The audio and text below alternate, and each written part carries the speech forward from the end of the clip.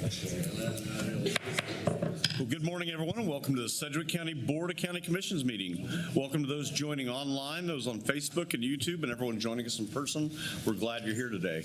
When you walk in, we encourage you to grab a meeting agenda packet that allows you to follow along with all the items we're discussing at the County Commission. If you're ever curious about supporting documents, you have access to those. You can go to www.sedgwickcounty.org.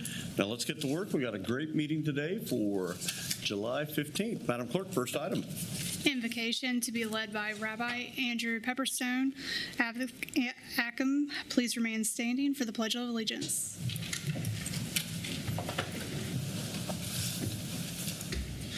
Good morning, members of the Sedgwick County Commission and members of the larger community. Let us begin this morning's meeting with words of prayer. Source of all wisdom and compassion, as this commission gathers today, we pause to remember that public service is at its best an act of stewardship. The decisions made in this room may appear on agendas, budgets, reports, and resolutions, but beyond every line, item, and policy are people, families raising children, seniors hoping to age with dignity, workers commuting on safe roads, neighbors seeking health, security, opportunity, and belonging. This week, the Jewish community begins to read the book of Deuteronomy. In the opening chapter, Moses reflects on the tremendous responsibility of leadership. He recalls appointing judges and charges them with these words: "Hear out your fellow and decide justly between one party and another, be it a fellow or a stranger." Not only the familiar or the influential, but the overlooked. Not only the loudest voices, but the quietest ones. For every person bears equal dignity, and every power has a decision to shape another person's life. We pray that this commission be blessed with that same wisdom. Grant our commissioners abundant discernment as they steward the public trust, as they weigh difficult choices about public safety, infrastructure, mental health, economic opportunity, and the responsible use of our shared resources. May they seek not merely what is expedient, but what serves the long-term flourishing of Sedgwick County.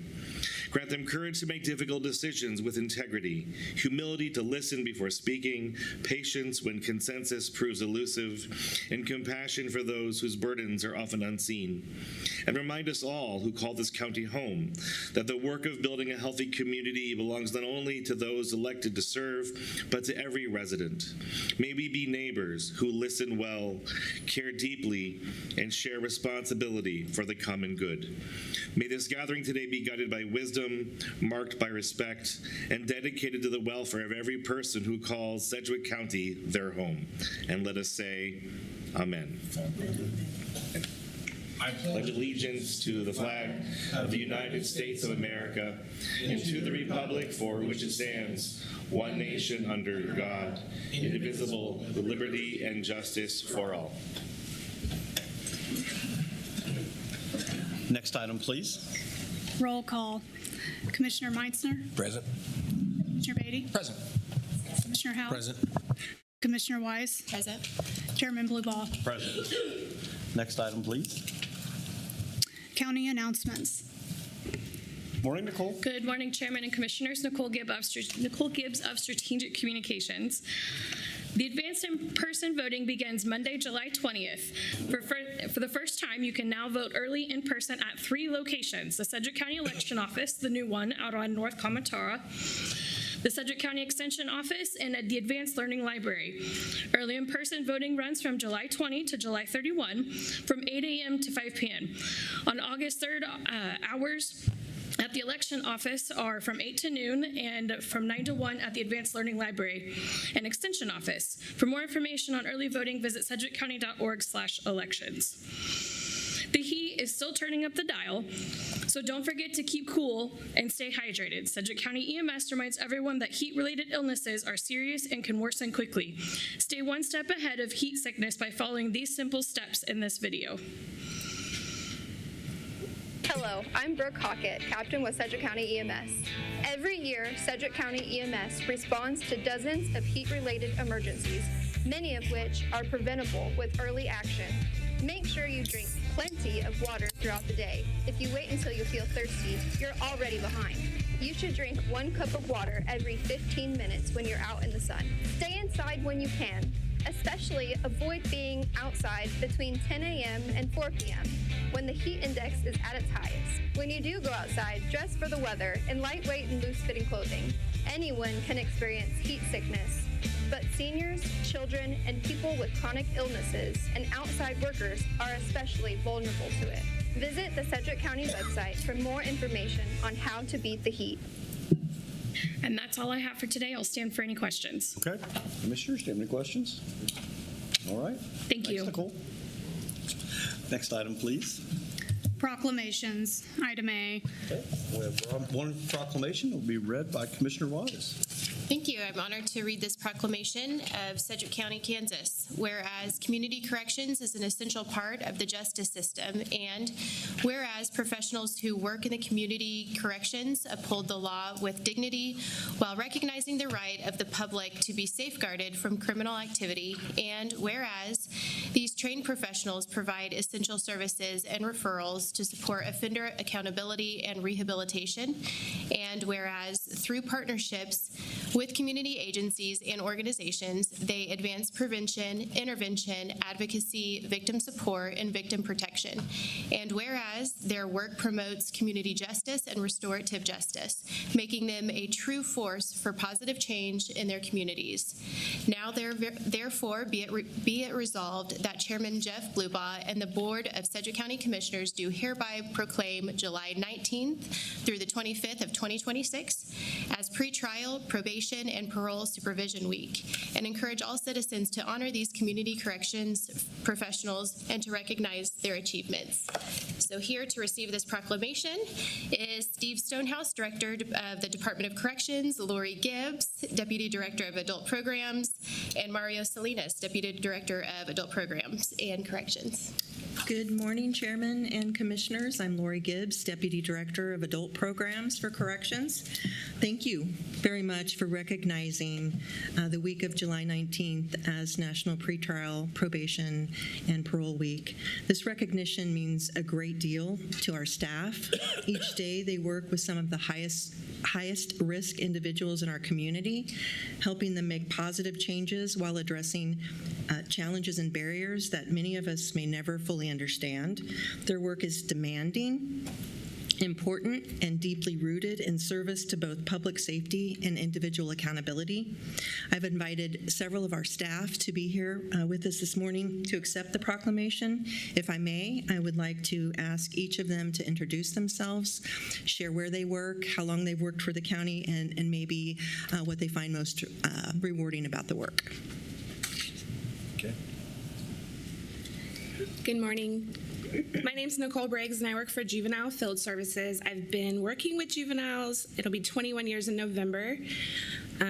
Although the work can be very challenging, it can also be very rewarding. I enjoy watching them reach their milestones, work for their goals, and make positive behavior change. Thank you. Good morning, Commission. My name is Marcus West. I've been with Corrections for 27 years, Adult Community Corrections for about half that.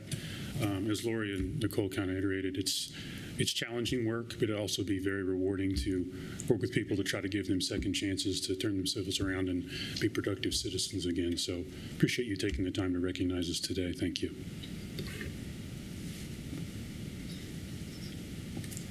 Good morning. My name's Austin Bennett, and I work for Adult Field Services. I've been in probation for 4 years, but I've been with Sedgwick County for 2. I'd say I supervise a lot of mental health clients, and so being able to help people who can't really help themselves is really rewarding, and helping them get the help they need. So thank you for this. It's much appreciated. Good morning, Richard Vargas with Juvenile Field Services. I've been with Sedgwick County for 14 years, working with juveniles for 14 years, and the most rewarding is helping those accomplish their goals and keep the community safe. Good morning. My name is Arcel Hunter. I work at JDF. I'm ISO 1 over there, coming up on my 5th year. But the most rewarding for me is being able to work with them every day and see the active changes within the youth and just the progress. I love seeing the progress.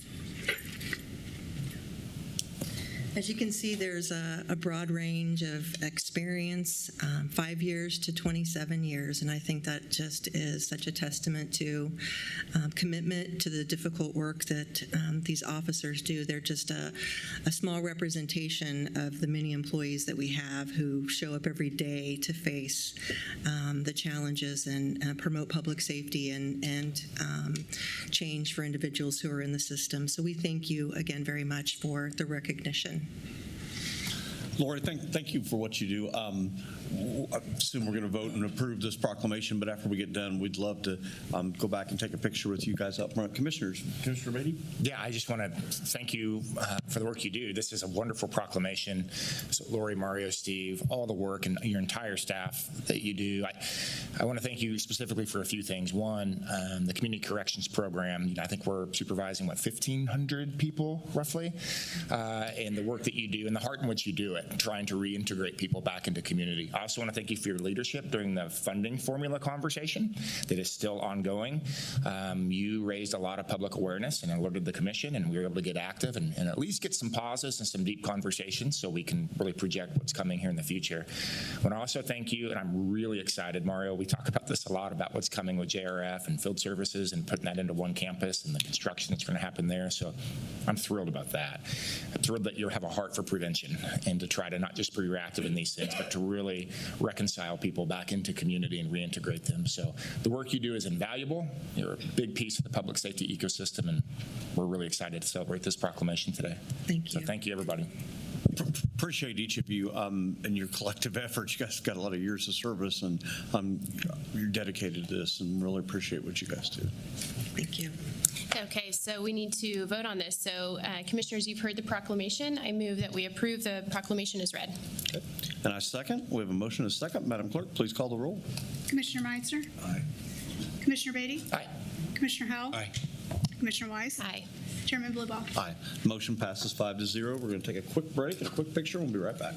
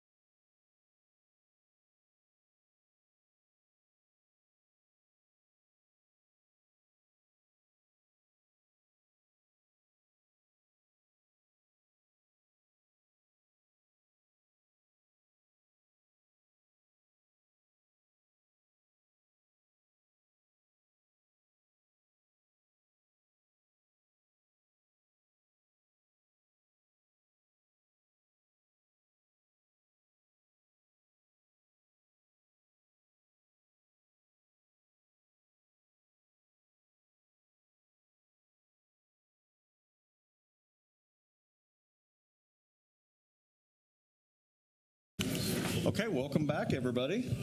Before we go on to the next item, I want to recognize a couple folks. Mayor Joni, you're here from Keachise, Joni Harris, so thank you very much. And Mayor Wu from City of Wichita is here as well, so thank you very much. Appreciate you guys both being here. Madam Clerk, next item. Appointments. Okay. Yes, Chairman Justin Wagoner, County Councilor. There's one item on appointments. It's item B, which is a resolution appointing Thomas Lastly to the Sedgwick County Aging and Physical Disabilities Advisory Board as recommended for appointment by Chairman Blubaugh. The recommended action is to adopt the resolution. Okay. And I would like to go ahead and make a motion for that appointment. Second. A motion and a second. Madam Clerk, please call the roll. Commissioner Meitzner. Aye. Commissioner Beatty. Aye. Commissioner Howell. Aye. Commissioner Wise. Aye. Chairman Blubaugh. Aye, and the motion passes 5-0. All right, good morning, Commissioners. All right, if you raise your right hand. I do solemnly swear I will support the Constitution of the United States, the Constitution of the State of Kansas, and faithfully discharge the duties of the office of Sedgwick County Aging and Physical Disabilities Advisory Council, so help me God. All right, congratulations. Yeah. Yeah, I just appreciate it, Chairman Blubaugh, for the appointment, and I look forward to learning and spreading the word about what we can offer. Yeah. Tom, thank you so much. I've known you for 20-some years and always appreciate you stepping up to the plate. You work the elections. You're out refereeing ball games for how many decades? I mean, you're always giving back to the community, and I appreciate you continuing to do it in this role. Thank you, appreciate it. Thank you, Tom. Thanks, have a good day. Thanks. Rock chalk, Tom. Next item, please. Public agenda. And we have 2 people signed up on the public agenda. Whenever I call your name, please come up and state your name again and your address. First one is Jerry Carter.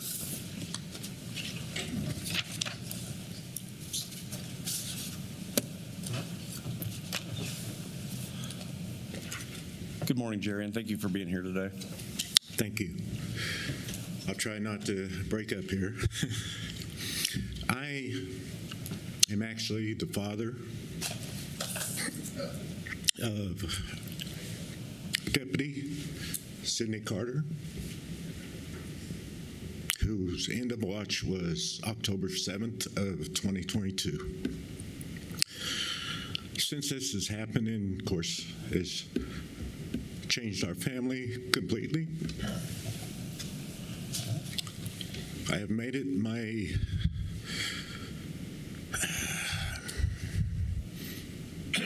I've made it basically what I feel like Sydney's to give me a mission. So far, since Sydney's death, our family, we have put on 3 fundraisers. One of them was to send her co-worker that night to Washington, D.C. for Police Week, to also go through some grief classes that we went through also. The second fundraiser, we raised enough money because Sydney loved horses. She loved dogs. She basically, there wasn't a lot of things that she didn't love to do. So we purchased a horse, and we donated it in Sydney's name to the Wichita Police Mounted Unit, and we named her Sid.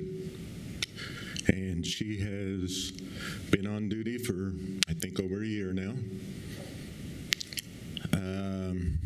Our third fundraiser, we raised enough money that we donated, I think it was $7,300 to the Sedgwick County Sheriff's K-9 unit. After that, I went to the state level this year. We got HB 2747, which is also known as Sydney's Law, which is in effect now. Actually, it went in effect April 16th when it was published into the Kansas Register. Basically what that is that's helping other families to try to get some justice that we didn't get, which is using all previous DUIs are accountable for sentencing, which we did not get to have. I'm here now.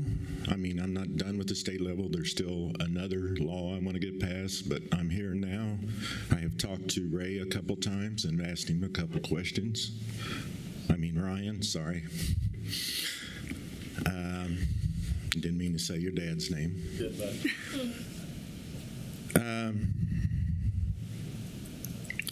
I've asked him about, I know going to the state level you can get a sign on the highways for a memorial.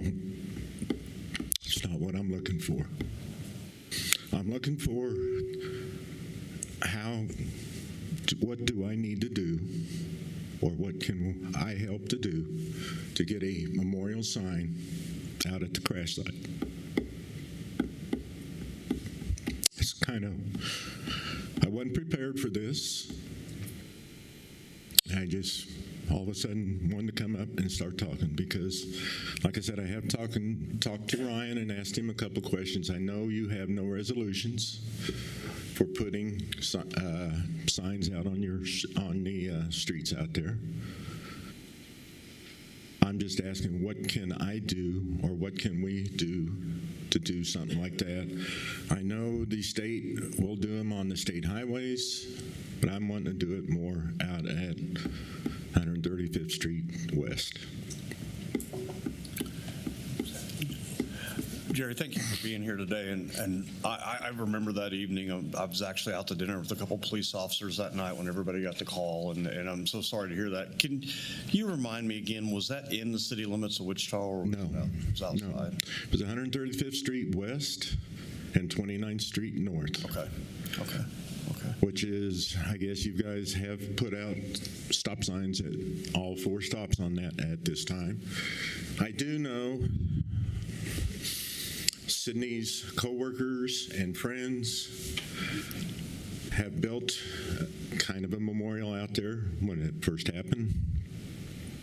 I know I went with the sheriff's deputies to help pull that last October because I guess you guys were running, or Sedgwick County was running new lines out there, or sewage lines. We have put back what was salvageable. But I'm wanting to look kind of like a street sign, or like a sign that the state does, a little bit like that, but around that intersection on 135th Street is what I'm trying to find out if I can, or whatever, our family, or what we can do. Okay. Tom, could we talk to our county engineer and see if this is something we could possibly look into? We can. I'll start with the sheriff. We'll go to Public Works, and we will report back to you, sir. Okay. Commissioner Beatty. Yeah, Mr. Carter, I just want to thank you for being here today. The courage to continue to advocate for things that you know had Sydney's heart, but also for improving the entire ecosystem around public safety. That takes a lot of courage to do this in the midst of grief. I've seen, you and I have got a chance to talk a few times. Our families know each other from the bowling community. That's how you know my dad. I think Sydney worked for my dad for a little bit too. Sydney knows your dad real well. Yeah. So I just want to thank you. There are no words for what happened that evening, and those that are in the public safety and those that are law enforcement officers, that end of watch is something that no one ever wants to come see to pass. And when it does, the question then moves to what do we do moving forward? For you, the conversation's always been about how do I leave a lasting legacy for my daughter? For us, it's about how do we leave a lasting legacy for her career as a deputy, but for you, it's as a dad. And I want to find a way to make these things mix. Because I think we can find a way to do something. Now, obviously, as you and I have talked, there's some regulations, and we've got to get the engineer, and we've got to get with right-of-way conversations and the property owner conversations and the sheriff. But I want you to know that we have a heart to honor your daughter because she's a hero, and we want to do that for you, not just as a dad, but we want to do that because she's a hero and what she represents for the sheriff department. So, God bless you, sir. I do know Sydney had just started her career. She was only 22. Yeah. She was one of the fastest ever recruited out of the jail to go to the road. And she had aspirations someday of even becoming a marshal. So she loved what she was doing. She loved people. She had a lot of respect at the jail with the inmates. And yes, I want to try to keep Sydney's legacy going. Amen. Thank you.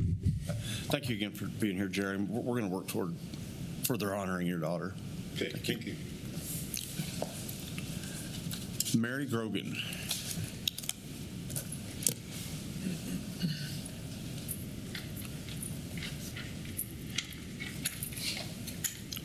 Morning, Mary. Good morning, Commissioners. My name is Mary Grogan, and I reside at 5627 South Tyler Road, Clearwater.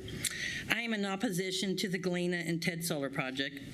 This morning, I would like to make reference to Golden Rule number 8 of both projects.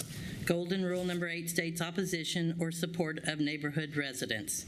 In reference to the Galena project, MAPC staff reported they have received comments in opposition, along with a list of citizens who signed a petition in opposition to the project of about 1,000 signatures approximately. Staff also received 2 comments in favor of this. At the MAPC hearing, 10 speakers spoke in favor of and 34 spoke in opposition to.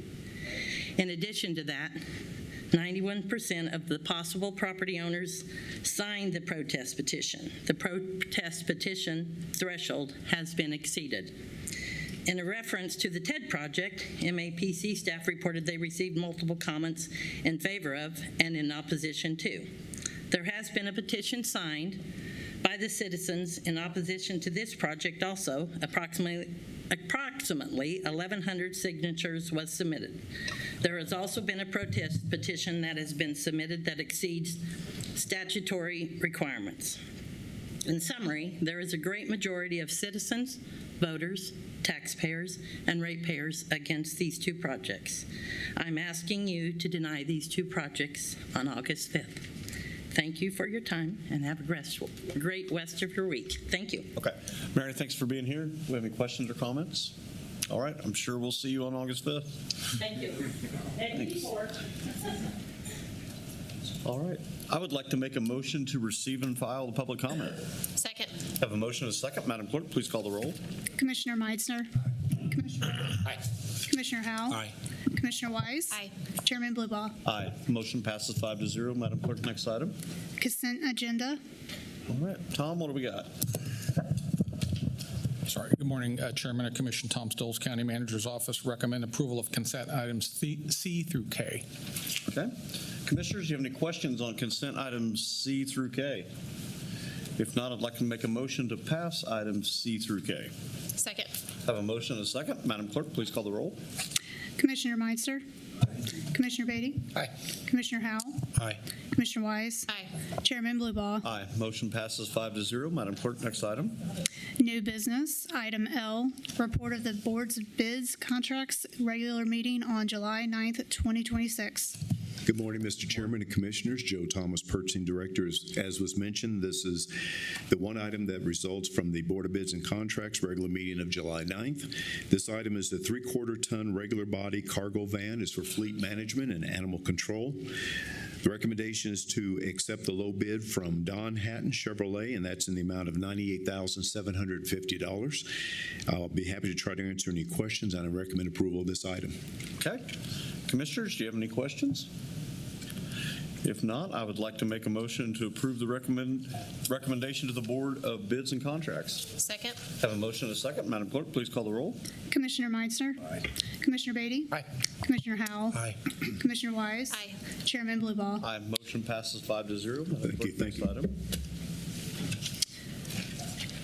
Item M, presentation of the county manager's 2027 recommended budget.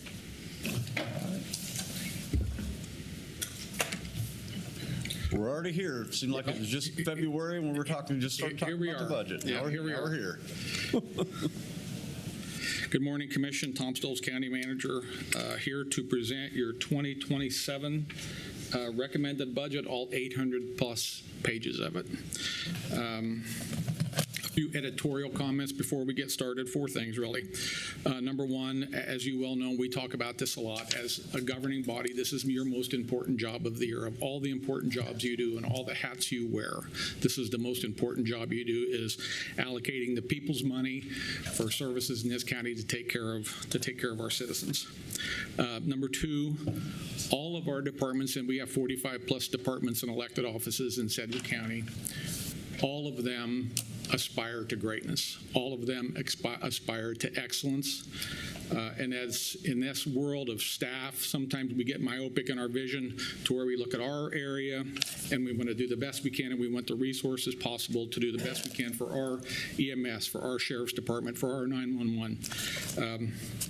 I will tell you, though, in our strategic plan this year, and we very specifically brought this out, under service and resource optimization, it says, balance community service expectations with the willingness to pay through taxation.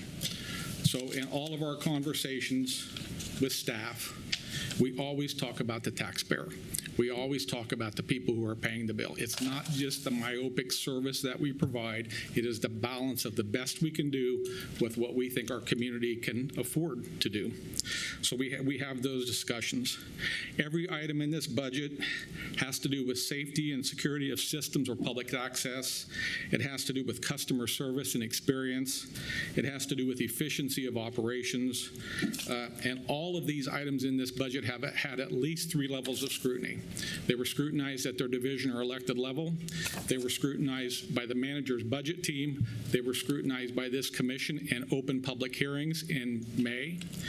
And they were scrutinized again by this commission in individual meetings that the CFO and I had with each and every one of you. So they have received a number of layers of scrutiny through the process. This is the budget team. It touches all major divisions within the county. It's called a manager's budget, but this is a staff budget, and the commission has ownership in this too. We've worked together side by side on this budget since February, and it makes us a little bit different than some other governments in the state or in the country. We work diligently together. Here's where we are in the process currently. We're on July 15th, so this is the last up day. The number you settle on today at the end of this receive and file item is the number that we have to live under. We cannot go over. The commission, I call this 98% budget, right? The commission now has a month to meet with community and dialogue and come in and make the last fine adjustments to this. I would be surprised if we did not. So this gets us most of the way there, but you are setting the top level so we can go down, we can cut, or if we cut, we will have to, or if we add, we'll have to cut something else. So we're in a balance mode after today. I want to mention the budget simulator. We've already had a lot of community input on this particular recommended budget. I expect more. We'll have a couple of in-person hearings now. Lindsay, Lori, and I will make all of the dabs, and we will try to. We'll make a number of community meetings, so more discussion to come. During the retreat in February, we listened very careful to the commission to represent the people. You wanted a balanced budget. We have to have a balanced budget. It's the law. But this is a desire of this commission as well. This commission wants to take care of our staff who do this important service work on behalf of the people of Sedgwick County. We want to focus on mission-critical services. And this year we took a really hard look at EMS. And we'll get into some of the numbers of that in a little bit. We wanted to address the appraiser's office. There are challenges there. I think Deanna knows that as the new appraiser, and we made some specific moves in this budget to help her and to modernize that particular office. And like you always do, we didn't want to capture all the valuation increases. This is where we take the taxpayer into account, and we want to, again, for the 4th year, I think, now in a row, reduce mill levy. And this budget, this recommended budget, is going to do that.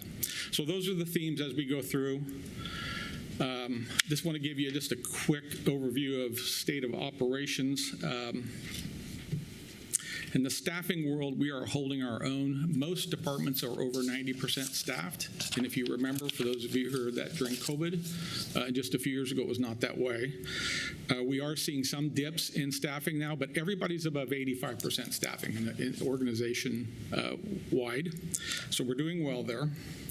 The cost, I see what CPI is, but I look at what the county buys, and it seems like things like fuel and medicines and food services, and we have medicines in Sheriff's Department and Corrections, EMS, those are not at CPI. Those are greater than CPI, the number that you see. So some of the costs that we are doing is different than what general community has to bear. So costs are a challenge for the county moving forward in this budget.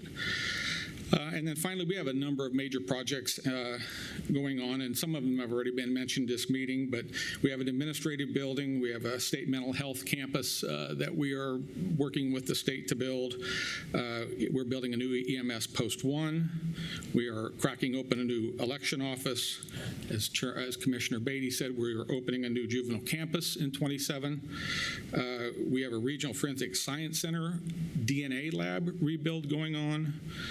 And we have an extensive HVAC project, and I don't list that as a building, but it's over millions of dollars for an HVAC renovation on our Reagan building at 3rd and Main.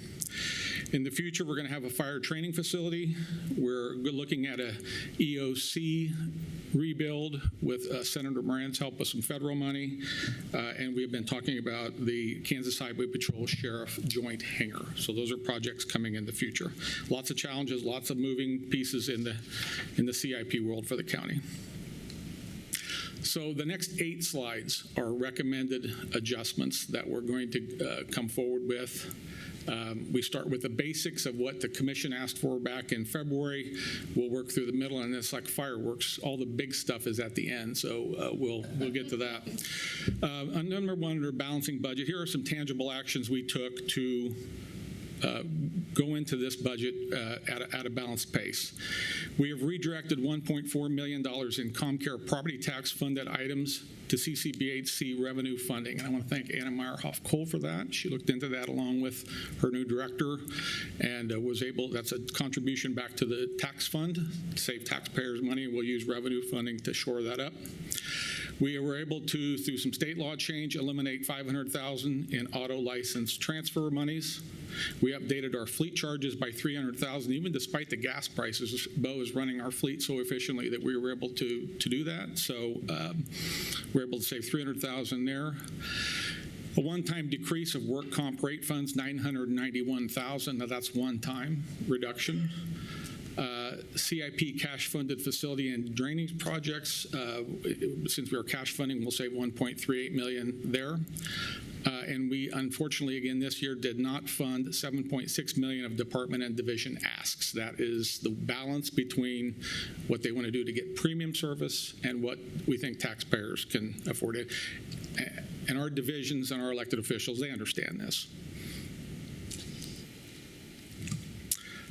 For compensation and benefits, the biggest bill we have as a county is the same in most governments. It's our people. It's our compensation and benefits.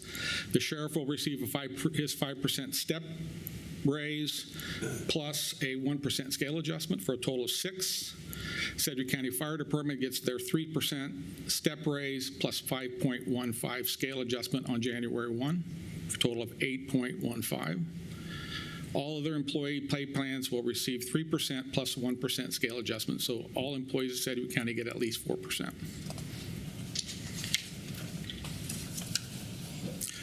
In mission critical services now, and several of these we'll talk about, we'll start with EMS because that was the focus, began right after the budget last year.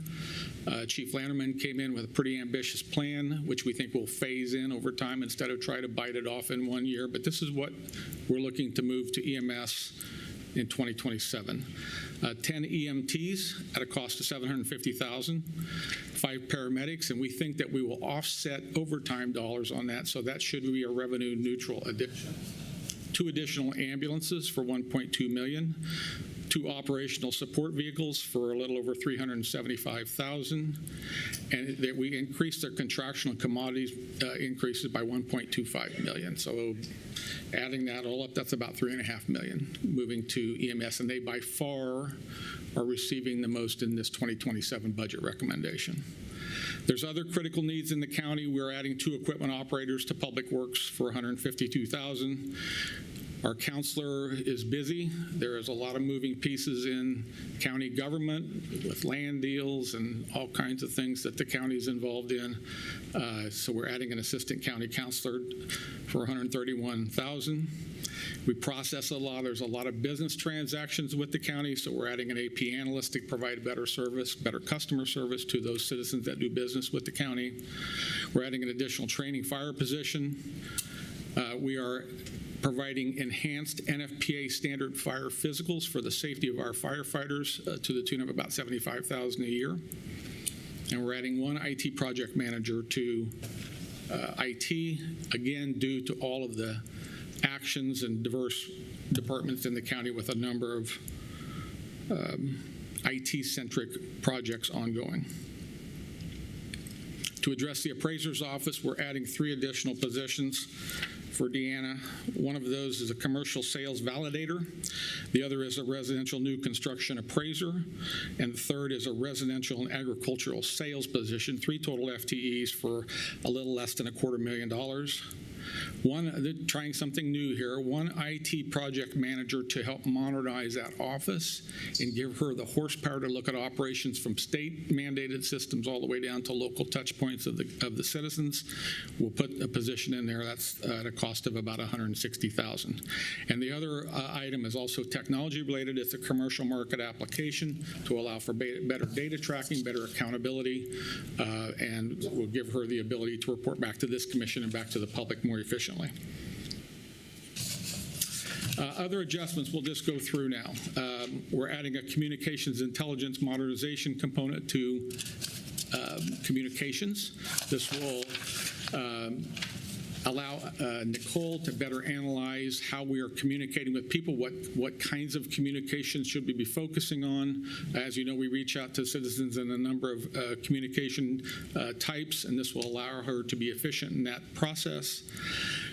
We're letting facilities maintenance go to tier positions. This is a county-wide movement. This is the time for facilities maintenance to be considered in that. It allows employees to have a long-term vision and plan to stay with Sedgwick County as an employer. We are moving a part-time to a full-time video surveillance technician. I've told this story a lot, but when we had the Cedric Lofton incident, we were trying to retrieve video data for that incident. It was very cumbersome. We did not have any technician dedicated solely to that. So we created a position back then. And if you think about everything that the county runs, all of the different facilities, all of the different touch points, all of the different human services and a jail and all the things that we run where we're touching people, and all of those are now surveilled by camera. This becomes now enough of a job for 2 full-time people. The medical director has been asking for training tools for years, and if you keep asking, right, they beat us down. You have to remember, our Office of Medical Director is the primary trainer for not just EMS, but also for all fire departments, including Wichita. These are big departments. A lot of the Class 2 and 3 cities train through there, so he needs new mannequins and new simulations training equipment to properly train the hundreds of first responders that he is responsible for training and medical protocol every year. We are asking for a part-time emergency management community outreach position. Julie Stimson is a great emergency management director. She has figured out that it's best to involve citizens and get volunteers to help us with this enormous task of emergency management. It's very cost-effective to do so, and people like to be involved. So she's done a lot of interesting things in schools involving youth in this process, and this is a position which will allow her to increase that outreach. We want to fund a DA intern program for Mark Bennett. This is a recruitment tool for him. He brings in year 3 law students and lets them work in the office for a pretty minimal pay, and then he can recruit from that pool, and it's working for him. He's had some people that go through internship and then become assistant district attorneys, so we're going to want to fund that. He also is asking for, and we have talked about this as a group even late last year, the Axon Justice Premier software, which allows him to more efficiently process the mountains of Axon data that WPD and the sheriff and all departments in police departments provide him. So that's an essential and necessary tool.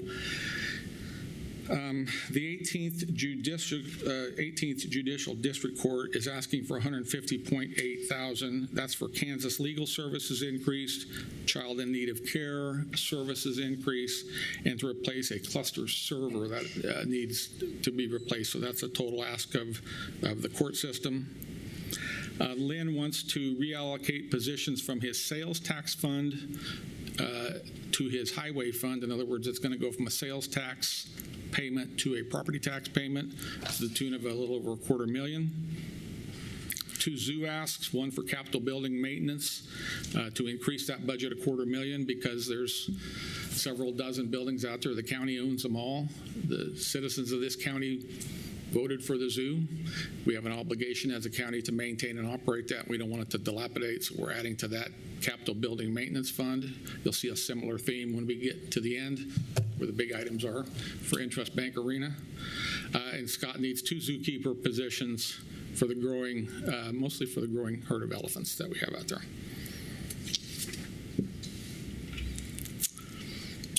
In our partnership with the City of Wichita, we have a joint relationship with Metropolitan Area Planning Department. We both fund them. The funding split increase for our share this year is $44,000, and those are just increases of wages and Scott's cost of doing business.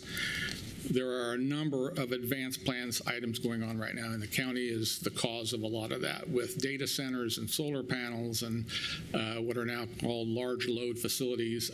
Scott needs additional advanced plans horses, so we're going to unfreeze one of his senior planner positions. Again, this is a split cost with City of Wichita. Utility rate increases for the county. We get asked that a lot. How much is your electric bill going up? How much are trash bills going up? Well, almost $250,000. So this is an increase of cost of doing business. We're adding funding from ComCare. We're going to be moving into Q1, Q2 of 2027, a new ComCare crisis building. It's bigger. It's going to increase capacity tremendously. Moving to a bigger building, you have to pay more maintenance. So the $173,000 in the fund, the budget is for that growth. We need a new postage meter in central services, $33,000. 2 IT asks, increased software maintenance fee and switch replacement backup space. These are costs of doing business in IT to keep our system robust and to mainly keep our system secure. We have a lot of privileged data in the county. You think of all the HIPAA information that we have, criminal justice information, so this allows him to keep our system secure and efficient. The sheriff needs another cost of doing business, sheriff medical and food costs.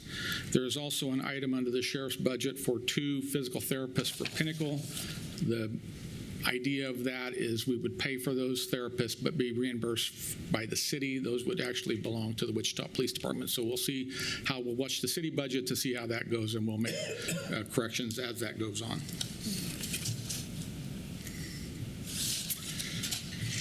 Some aging department increases, additional funding for aging grant matches, $58.2 thousand. We're restoring some funding for in-home services of $50,000 that we had cut last year to move to senior services or senior center funding, and we're going to increase senior center funding by $35,000 in this year's budget.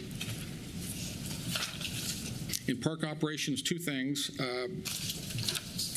Some of this is grant match funding, and the other is just additional operational monies centered around Sedgwick County Park.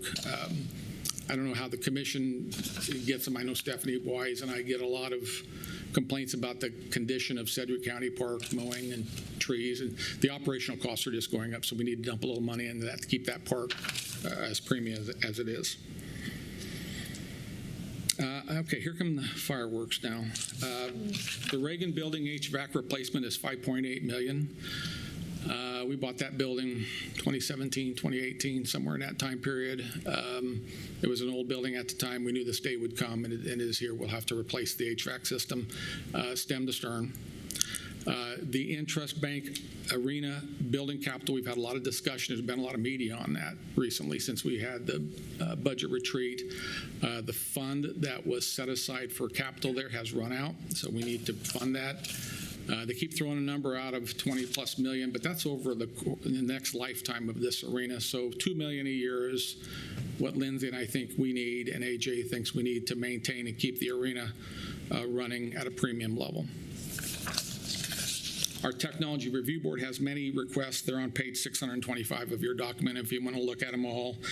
I'll highlight there's a chat bot component in there that will allow citizens to more effectively integrate with our website. We're kind of excited about that. And there is a CAD RMS storage replacement that's pricey, that's in that list of items that Scott has presented from Technology Review Board. And we've talked about this a lot as well. It's time to do the 911 radio system, $14.5 million. We'll bond, I forgot to mention under the HVAC, we'll bond that. We'll also bond the 911 radio system, and that will be paid back out of 911 funds. So there'll be no property tax funds going to pay for the 911 radio system, but that's how we'll spend 911 taxes. Our public works, we're looking at $47.2 million for drainage infrastructure this year, $24.1 million for road and bridge projects, which is about par for the course for the county, trying to keep our 600 miles of roads and bridges pristine. Okay, and here is what we're going to propose as far as the mathematics of this. We propose to capture 4.2% of the available 7.46 assessed value growth. That means we are giving up, this commission has chosen willfully to give up $5.9 million of what we could have captured, remembering our taxpayer. That, I think we all understand. What is hard to swallow is the next line, where we lose $616,000 of additional sales tax because of the mathematic run by the state of Kansas on how this is allocated. We have fought that legislatively. We did not win last year. We have to bring this up again this year. There is a committee at state level reviewing this. It is a punishment to those governments who are trying to keep property taxes at bay, something that's not registering. So that's the painful piece of this. I wanted to put the number in front of you so you see what we're doing. This will reduce the county mill to 26.842. The fire mill levy will stay flat, and the numbers that you can talk about in public, one county mill is now worth $8.1 million, and 1% of growth in assessed value is $2.2 million. So when we choose to not capture 3 and some change percent, that's how we compute the number. That's how the $5.9 million number is computed. So in sum now, here's our recommended budget. You can see that human services consumes about 18%, general government about 31%. You think of all the general government we run, voting and all of the row offices and the bookkeeping that it takes to run this county. So that's a large budget item. And public safety, 38%. Our total budget request is $624,195,119 general. The fire budget is $33,499,131. A total of $657,694,250. Again, our tax rate will be 26.842 mils. Our county fire stays the same at 16.754 mils. and we then move into the rest of the budget process. We will ratify this on August 26th, but in between then, we have an online public forum that will be up and running as of 3 o'clock today. We have a public meeting on July 29th at 6 p.m. in this room. We'll have a second public hearing and revenue neutral rate hearing on August 26th, 9 a.m. in this room. And then we will hopefully adopt the budget that day. Anything in between now and then, if you want to have a community group or your DAB boards, if you want us there to talk about the budget and hear this speech again, I would be glad to give it. I know Lindsay is glad to give it, Lorian glad to give it, or any member of the leadership team is capable and competent to give this type of briefing. So that's the presentation. I hope I didn't miss anything. I've got a really good team sitting behind me here in case I did, so they can answer your questions or square me up. So any questions, Commission? Tom, I want to jump in here with a couple myself. Whenever you look at slide 8 and we talk about the appraiser's office, and it looks like we're putting a large investment into the commercial side of things. I think a majority of our valuations on residential, we've seen a lot of fluctuation in the values. We've understood a little bit of a policy change maybe, or a lens change as to how we look at our valuations, and I think we want to start looking at all property now, and PVD's given us the green light for that, looking at properties we hadn't looked at before, judicial orders, auctions, stuff like that. Do we feel like we're going to have money in the budget to be able to adequately? I want to answer that. I want to have Brent come down and give his opinion of that, and we'll tag team that one. Okay, thanks.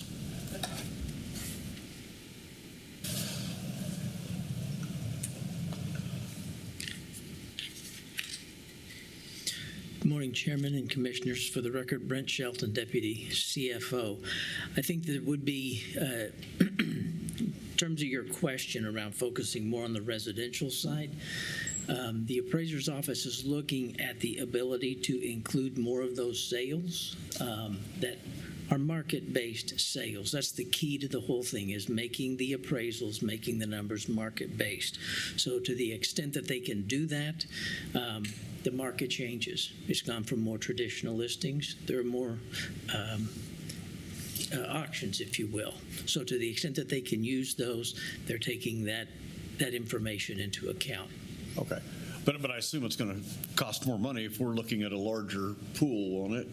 I'm just trying to make sure that we're adequately prepared and we're giving them the tools and the resources to be able to, whenever somebody gets their valuation, it's going to be solid to what the market. I think one of the positions here dealing around residential market modeling, that's going to help with being able to bring those additional sales in. Okay. So yes, I think so. I think the tools are there. Okay, thanks. One other quick question, Tom, and then I'll send it off to any of the colleagues that have any questions. I also want to talk about the Extension Office, and can we kind of go through what we cut last year, and then I think they asked for a restoration, and I don't think we're doing that, so I'm just trying to figure out where we're at on that. If you well, new director there, and let me add on to what Brent answered on the appraiser's office. On any item, commissioners, we have a month here.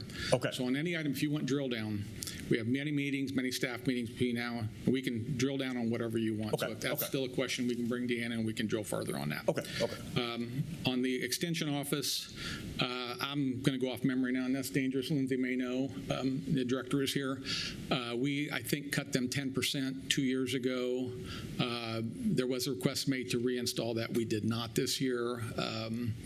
I think that with new director, and she's been into the podium a couple times already, we're all very impressed with her.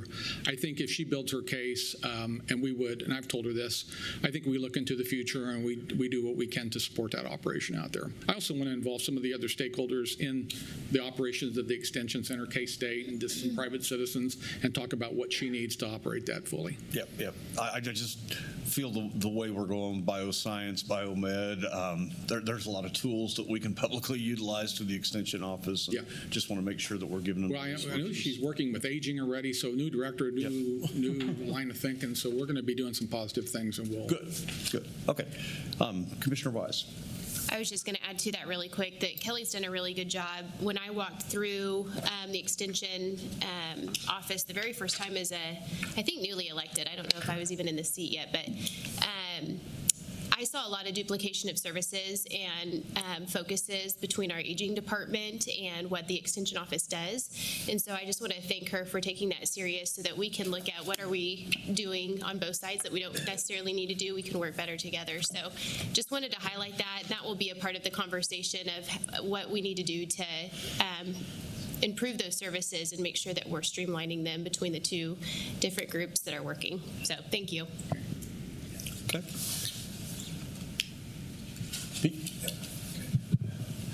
Thank you, Tom. Thanks, and thanks, team, for everything the last few months we've been going through. I think it's a great process that we go through, and we've still got another month to go, but it's a good process, and I'm very comfortable with it, and it's very transparent, which is really good. On your slide 13, the only thing that jumps out again, and you mentioned frustration, is that I just think it's worth noting to the public that when we, as a commission, give a target to reduce our mill levy and not capture all that we can, we capture enough to pay the bills and do some things that we formula for countywide sales tax. So that's all based on some population figures, and it's based on what your mill levies are. And so we reduce it. So basically, and Joni, I know you're in the crowd. This is not picking on you at all, but there are 20 cities in Sedgwick County, and Sedgwick County is the 21st part of that formula. So 616,000 will now go split to the other 20 cities. That just doesn't go away. It still gets dispersed. And so we take a hit. We're trying to do the right thing. We're trying to do a leadership role even at the state level, that we're the second largest county in the state, and we're reducing our mill levy every year. So we're trying to take a front approach to the property tax issue. But a side note is we take this additional hickey that is just very frustrating. And we did try to change that formula last year. And we worked even with many of our cities to say what could maybe be a fairness. But if in fact property taxes is the largest issue for citizens and for governing, it's just not right that you try to address that property tax issue and then you end up having this come in the back door, that no intent. So get off my horse on that, and I hope this. Commissioner, thanks for mentioning it. I did forget to mention the 4.2. What we were trying for there was CPI plus a bit of growth. So there was a madness. That was a number we pulled out of the air. That was what we kind of focused on, that we thought, at least on recommended budget, we'd take to the commission. Yeah, I think going into it, we all knew it was 3 or 4% is what we're going to need for cost of compensation and required things. And so I think the 4.2 seems to be a fair capture of the percent. We'll see as we'll probably make a few adjustments between now and the next 30 days, both up and down. But anyway, so thanks for letting me say a few words, Mr. Chairman, and appreciate it. Mr. Beatty. Yeah, thank you, Chairman. I have a lot to say, but I'll be brief. So we got about a month, 6 weeks to really work through this process now and drill back down. But let me first just by saying thank you, Lori, and to your budget team, and Lindsay and Brent, Tom, all the work you do. What I really appreciate, this is my fourth budget, what I appreciate about this process is for you guys, it's a year-round process. The commission really starts getting engaged in February with the budget retreat, and then we do all of our budget hearings. We meet with all these department directors, and what I love about those meetings, and they are arduous, and those are long days, but we get to hear strengths and weaknesses, opportunities, threats, like a real SWOT analysis. We get staffing updates. We really try to understand what's happening in all these departments. And then we come back to you, Tom, and Lauren, and Lindsay, and you ask some really important questions. Here are our thoughts, but what are your priorities? And the key question I think you always ask is, what will you allow us to capture, to perform these services, knowing that we are the representatives of the people and we have to balance helping you run a service organization, because there's still organization, this is an organization of 3,000 employees that do critical public services, the balance of running an organization with what the community can afford. And then you ask, what is it that our weight of property tax dependence and property tax burden, and what will you allow this county to capture? I think that's a process that likely doesn't happen in other places, frankly. It's to where you are taking your guidance and building your budget based on direction from the commission saying this is what we are going to allow you to capture. And then we go from there. So I just want to first say thank you for that process and allowing the commission to put a figurative cap on some of these things before we even get to a recommended budget. And we work from that in this process. So thank you for that. The other thing too is I think a general understanding of the public of what is driving the rising cost of government, I think, is really important. I think we can sum it up in a few different things. You have rather significant inflation. Tom, I appreciate that you mentioned it. Some of the inflationary things that are hitting is the cost of medicine on an ambulance and some of the other things we're doing, but there's other maybe hidden to the public but not hidden to us. If you look at the benefits package increases and how much it's costing for our 3,000 employees with health insurance and the benefits that we provide to remain competitive, that is a significant inflationary cost. The public safety inputs, you just touched on it a little bit about what the sheriff is dealing with at the jail, just with his medical budget, which is all property tax funded. But we have more, we have an aging population, we have more behavioral health challenges, we have more distracted driving, we have up and down the list, you're seeing things that are driving more 911 calls, more EMS transports, more fire calls with medical and structure fires, and up and down the list, you're just seeing more public safety input increases. And that's driving the cost of government. There's another one there that people don't like me to talk about, but it's a fact, is that compensation competition is driving the rising cost of government. We have some fire guys here. Some of my favorite guys in the entire world are here today, but we're doing a significant increase in fire compensation because Wichita Fire Department did one. That's why. We want people to, listen, for many years, I made my living in retail. So when organizations that are 3,000 people did significant compensation increases, it works really well in the economy. We want people to make good money and to stabilize a workforce. It's one of the priorities. But some of these things that we are responding to is because we are having to compete with other local governments for workforce. And it's driving the cost of government. And I just think the taxpayers find that very frustrating. They do. But that's the response. And that's what we have to do to make sure we stabilize our workforce and provide good services that taxpayers and constituents depend on. So those are the driving costs of government, yet we have to balance running an organization with what can our taxpayers afford. And lastly, I would just say that I think we've heard loud and clear here from the commission is that taxpayers are asking us to slow the growth of government. They're asking us to slow the growth of government. We could have captured almost $6 million more in property taxes, which is only about 50% of our revenue stack.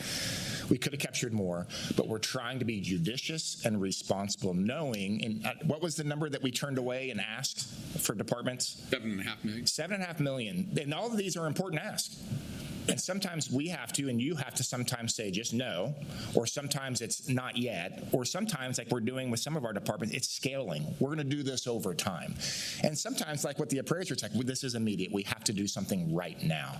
So these are conversations that we have and take very seriously. But this is what responsible government looks like. And there's a lot of these things that'd be real easy just to flip the switch and pull the lever and say, we need it, let's do it, let's go. But our taxpayers can't afford it. They can't afford some of the things that we actually do need that are serious and important. And Pete kind of mentioned it, but sometimes to get a little criticized for some of the comments that get made here from the bench sometimes about what we feel, what we're trying to do at the county and what isn't happening in other local taxing jurisdictions, this honoring of the taxpayer and actually taking these things into consideration. And I know that some of my elected peers throughout the county and maybe even the region are somewhat critical and their staffs are somewhat critical, not just loud and clear say, I don't care. We know very clearly who we work for. We work for the people. And the people have very clearly said, We cannot afford the rising cost of government. Please do something. I think all 5 of us have heard that loud and clear from the people we work for.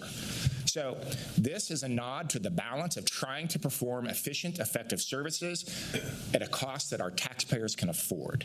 And that is the preeminent job that we're trying to do here. So this is a start. We're in the red zone. You said we're about 98% there. We're probably on the 10-yard line. We're almost ready to punch it through. But this is a nod to the public and a nod to our staff and a nod that we understand our priorities. We're going to do the very best we can to be good stewards over the county taxpayer and the county constituents and the county staff, which are phenomenal. They're a phenomenal staff.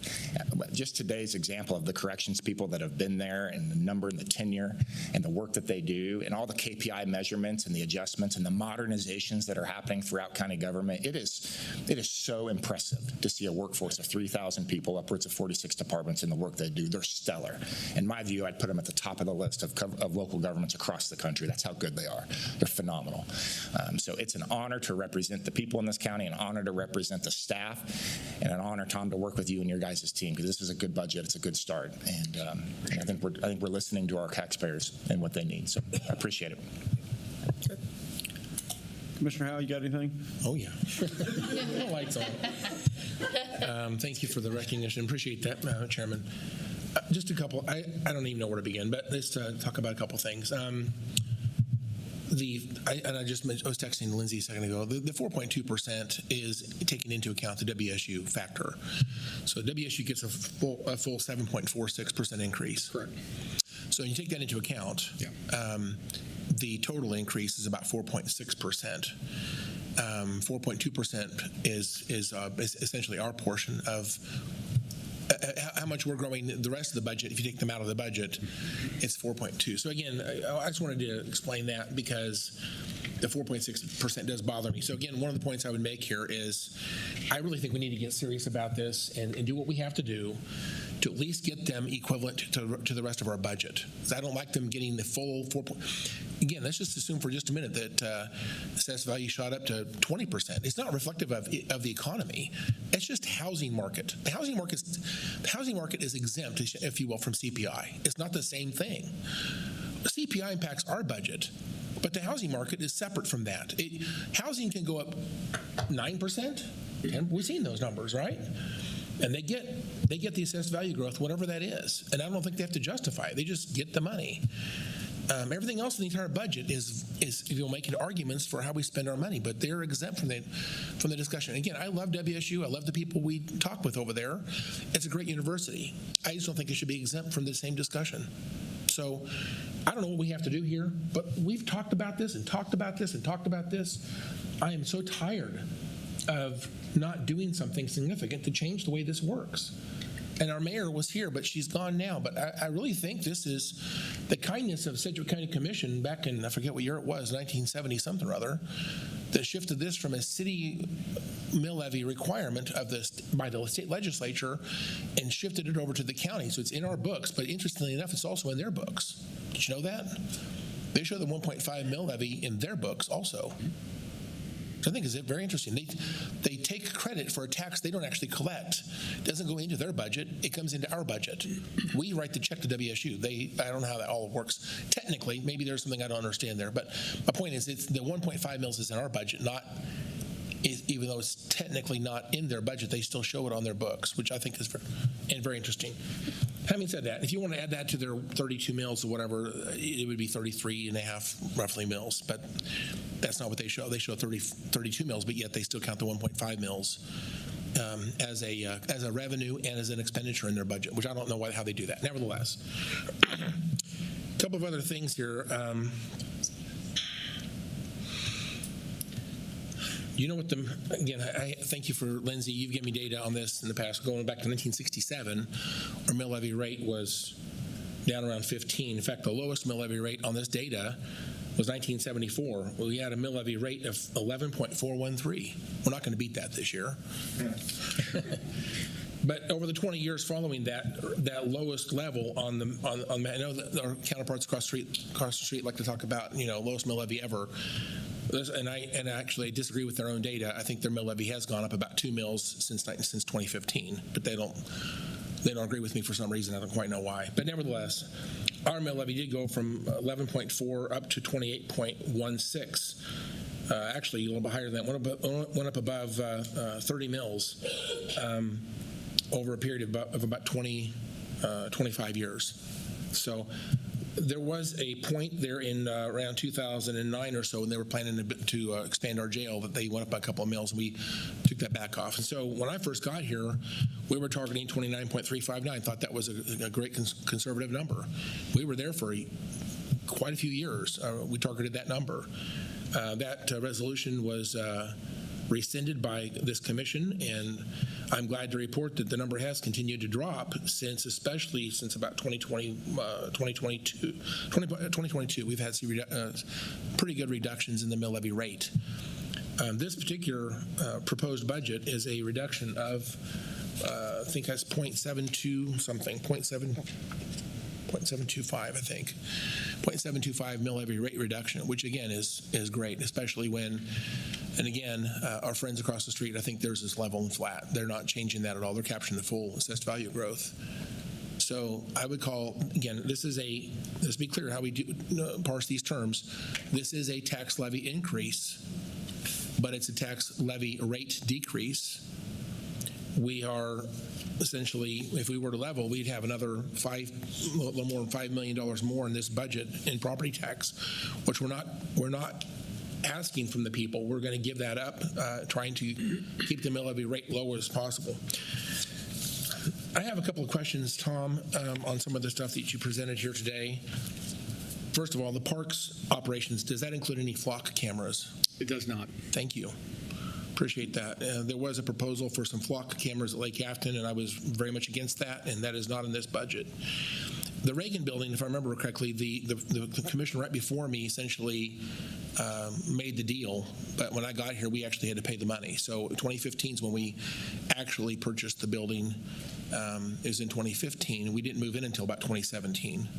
It took a little while for that building to get ready, and there was some upset people about the delay there, but that building was being reconstructed and remodeled and getting ready for the people.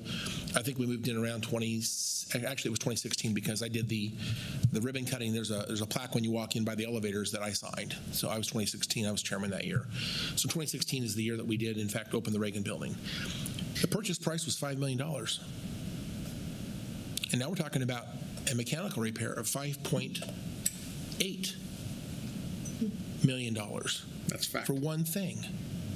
I guess I'd just like to, and I'll just tell you, I bought an air conditioning system for my home this week. It was shocking how expensive it was. So I'm not unaware of the cost of things, but that 5.8, I guess I'd just like to just challenge us. If there's anything we can do to knock that number down, I think we need to have some robust discussions about that. I'm wondering if everything in the entire building is completely trashed. We have to replace everything. It sounds like that's what this is. 5.8 million is a shocking number. Commissioner, you want to stop and talk about that? Sure, please. Let's do that.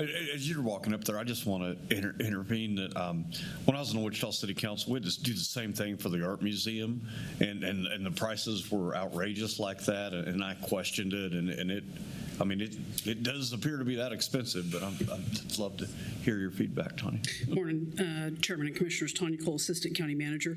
So to speak to what we're doing for this particular replacement, we are replacing the entire central plant to include boilers and chillers and add redundancies. As well, we're replacing and retrofitting all of the units for the offices. So that's what is included in that $5.8 million. And then to speak to when we purchased the building and we remodeled the building, we did that in 2 phases. So when you open the building, we had remodeled the floors 1 through 3, and then we went back in later and then did floors 4 through 6. Right. I guess that when we did our mechanical review of that building, did we know this was about a 10-year lifespan on those systems? My guess is we probably knew at that time because 10 years is a good lifespan for that mechanical equipment. We're looking at Envision right now and trying to assess what we'll have to do for mechanical equipment there. But I think the lifespan of 10 years is something that we would push out. because this changes the economics of buying a building, obviously. And I don't want to second guess what we've done in the past, but if we'd have known there was a $6 million repair within 10 years, I just think that we might have considered doing something different. I don't know. I think that, you know, I know there, Marlon Penner and I have got a thing going on back and forth since that he was, I think, our broker on that building. You know, I've always believed that building was a little bit more money than we probably should have spent, but he contends it was a very competitive building. I wasn't on the commission at the time, so I don't know everything. I just, you know, from the community, I've heard people say it was probably a pretty good deal for the seller, and I just think back, if we knew we had a $6 million repair within 10 years, I don't know if that was necessarily something that I've never known that, and this is really kind of shocking to me. But had we taken that into account, we probably could have maybe constructed something for less money than that. But anyway, I do want to talk about Interest Bank Arena. Since you're up here, I don't know who's the right person. That would be Lindsay or Tom. I've done my very best to, and I don't want to use the word sell the idea, but trying to explain to the public. And every time I open my mouth and I say anything, it seems like it gets twisted, and I don't know how to change the narrative. But the $2 million transfer, I guess, what's in the reserve fund right now, again, and Lindsay, I think you emailed me or emailed the commission about the current balance, around $1 million or so. Yes. Good morning, Commissioners. Lindsay Perso, your CFO. So yes, Commissioners, yesterday you received your monthly financial report a day early, and it does show that the balance is $1.2 million in that fund. However, what I think I mentioned is based on the fact that we have some tours that are slowing across the country this year, we're actually not expecting to make any operating income this fiscal year.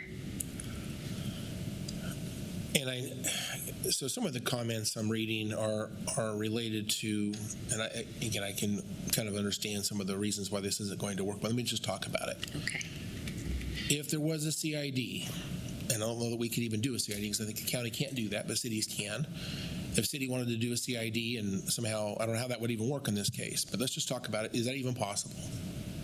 Mr. Brent Shelton, well, you're still here before you And if you don't have an answer right now, that's okay. We can get the answer later, well, but let me just tell you we'll see what he knows. Yeah, and actually CID being 1 to 2%, say it's up to 2% sales tax within a boundary around some artificial boundary, I don't think that would generate anywhere near enough money to solve this. But nevertheless, let's talk about the legalities of that. Go ahead.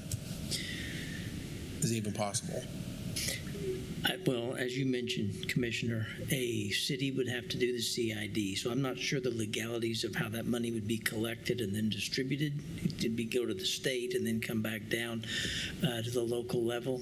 But I agree with you. I don't know that that would generate the type of money that we're talking about. Unless the boundary included like all of downtown. I don't know how you'd ever get there. I mean, $2 million in sales tax, at maximum of 2% sales tax within some boundary. It'd have to be a pretty big boundary to get $2 million. And then I don't know economically what you're looking at in terms of consequences for an additional sales tax in the area. There's already some additional sales tax on the west side of the river and along that corridor for the ballpark and so forth. So. Okay. It would take some analysis to really answer your question. Okay, and so we can continue chewing on that one. I just don't think it's not going to solve the problem. I don't think. I'll just throw that out there. Let's look at it, but I don't perceive that. Again, I think legally, I'm not sure how that works when the city doesn't own the building. We own the building, and I think CIDs are primarily for infrastructure. Mm-hmm. That we're talking about. I'm not sure infrastructure would include things like a roof, for example. So again, there's other issues with this. And on top of that, I'm not sure that a CID can go to the city, then they just give the money to the county. I don't think that there's even a way to. There's a lot of reasons why I think there's problems. State levy, state. Right.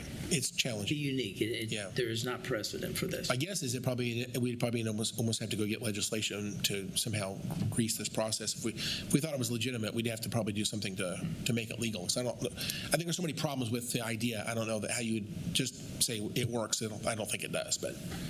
All right. this might be back for Lindsay. What is our current ticket price for the overhead cost? What do they charge for overhead surcharge? So for the county portion, when we renegotiated the management agreement back in 2019, we get $1.50 per eligible ticket. There are some tickets like Winter Jam and things like that where we're not allowed to assess that fee. This last year, that generated just about $300,000 for total attendance at the facility, and bear in mind that also included NCAA. So typically, we expect to get about $250,000 per year for a typical year, and then that same agreement calls for us to do a county match for those dollars into the reserve fund, and both tranches of funds, the facility fee and those dollars that we match with, are restricted for use on capital improvement projects. Okay. So if this was completely not funded through county funds, but through the surcharge, it'd have to be around 10 times that number, about $15 per ticket to do that, to get to about $2 million a year. Yes. That's assuming people still bought the tickets at that point. So again, $15 added on to a ticket price might change someone's decision to go down there. It likely would, and bear in mind that that is part of a management agreement that we do have with, I'm going to call them SMG. They're doing business as Legends Global, but their contractual name with us is SMG. So I will refer to them for that throughout this conversation. But that would require renegotiating that management agreement as well, because that is spelled out there. Do you know what the term on that is? When's it supposed to? I actually am so glad you asked, because I wrote it down last night anticipating this very question. So originally the agreement that we signed was through 2032. However, there was an auto renewal trigger that if the arena generated $1.7 million in that term, then it would auto renew. Well, we have now reached that amount in the last fiscal year, and so we are now extended through 12/31/2037. Okay. In terms of the, I don't, this is kind of maybe a legal question, perhaps. I don't know. I'll look at Justin here. Justin will. If someone said, I don't like the arena, we want to get rid of it, if that was to ever happen, do we even have the right to sell it to a private entity if we wanted to? Because it was voter approved, I don't believe we do, but I would defer to Justin. Commissioner Howell, we'd have to research that further. I don't know the answer to that off the top of my head. I think that's probably worthy of, I know you guys are busy, but I think we ought to get the answer. I don't perceive that's something we could do, but let's find out. Okay. I guess I don't know what the right answer is. I can tell you that I've been talking about this day since I've been a commissioner. That we knew this reserve fund was going to get to this point where we have to make a decision. And again, if we do nothing at all, the default option, of course, is just to do what we have to do with property taxes. And I use the word that's the easy solution. I hated using that quote, because property taxes should never be easy, but that is the default solution. Am I saying that right? Because what else can we do? It is. General fund is the only fund that we have that has that kind of discretionary money in it. I think the more complicated, perhaps, solution to this would be, again, we could do ticket prices. We could maybe not have the facility, maybe make a deal with Wichita, maybe they've taken over. I don't know. I'm not quite sure what our options are here. I don't know if we want to have those kinds of conversations. This is in the heart of Wichita, as is Exploration Place. We have a date certain that Exploration Place will transfer to the city of Wichita. That's in contract, I guess. Exploration Place, as far as I know, is ours forever. But it is in the heart of Wichita, so it's a strange thing for the county to have this property that's in the heart of Wichita. I can see the discussion that maybe they should at some point become the owner of it. Just throw that out there as a discussion. I think the rationale was it was a replacement for the Coliseum, which was the county's and was out in the county, and based on the analysis that was done at the time, it was perceived that a downtown arena would be more attractive, and also was an attempt to try and do the downtown master plan.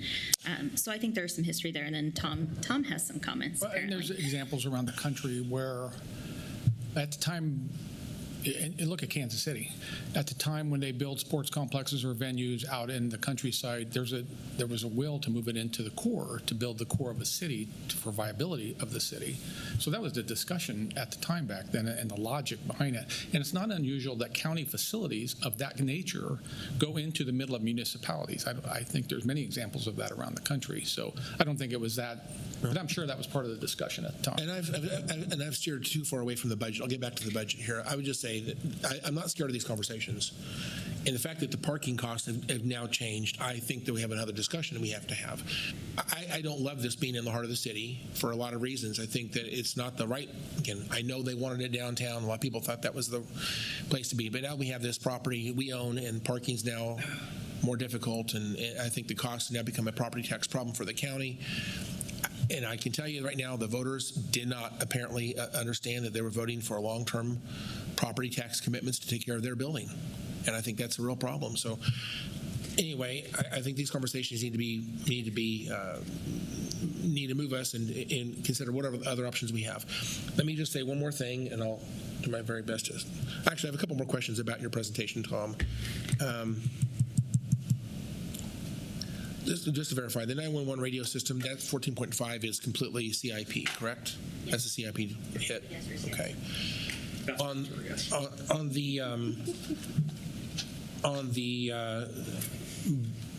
the budget summary, there's changes in the, it talks about all the packages that were approved or are in this draft budget.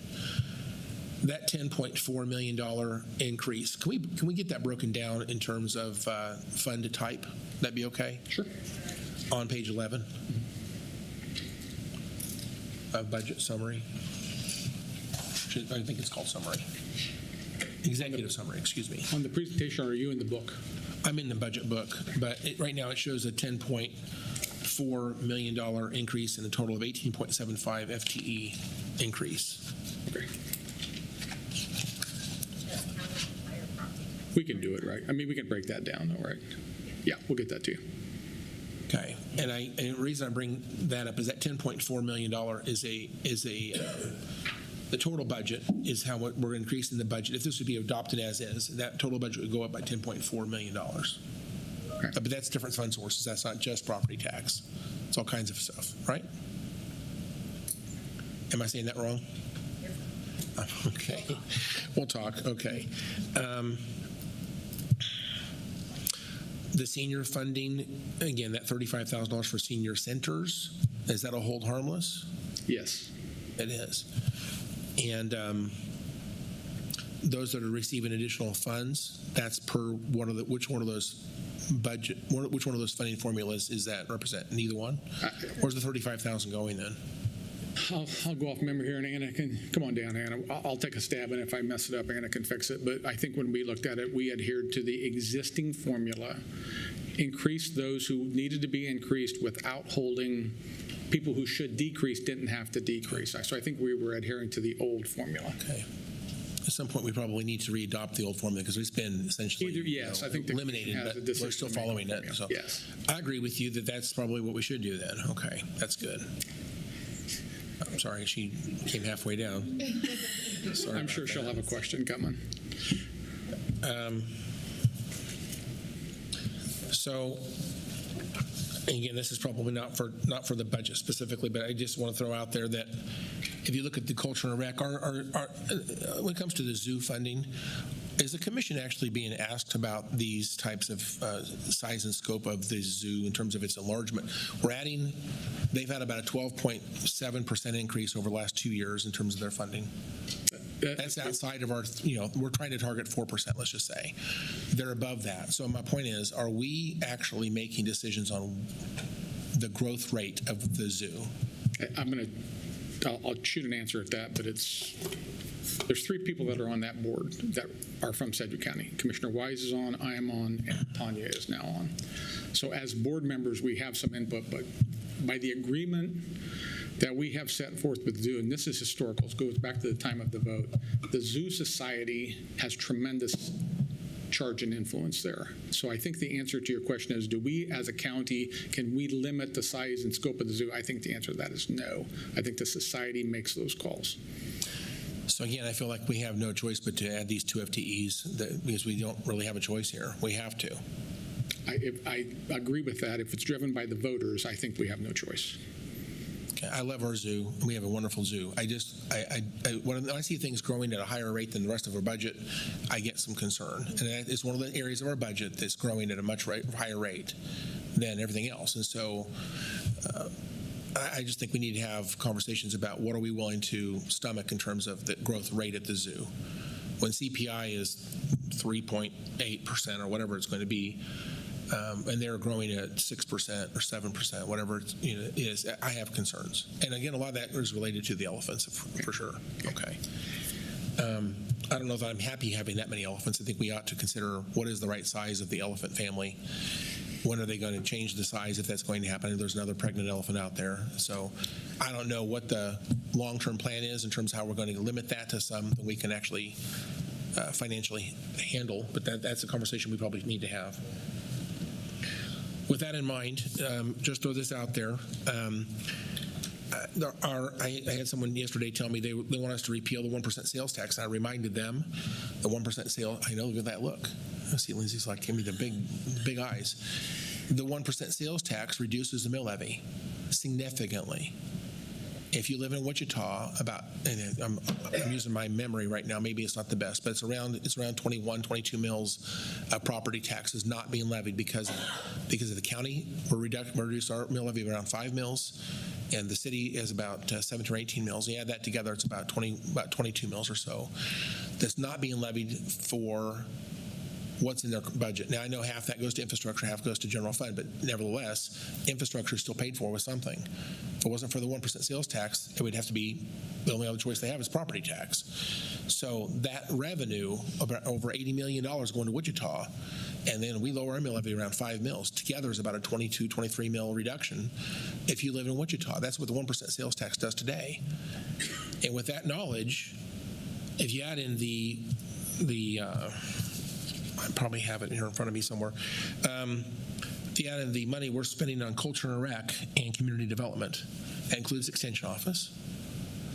But those two things in the budget, and then you subtract that WSU, you're just under $20 million. Just took those sheets as they're printed right now. For 2027 budget, you just took culture and rec, community programs, and subtracted WSU, you're just under $20 million. My question would be, that's about that if we were able to retain the dollars, that's about 1/8% sales tax. Okay.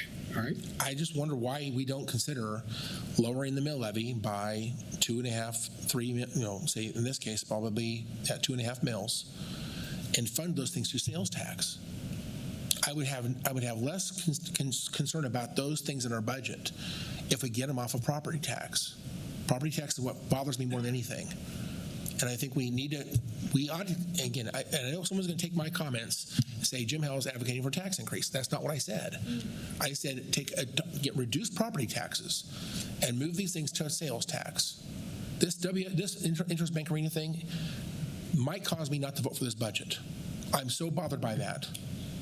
We've got to get them off of property taxes.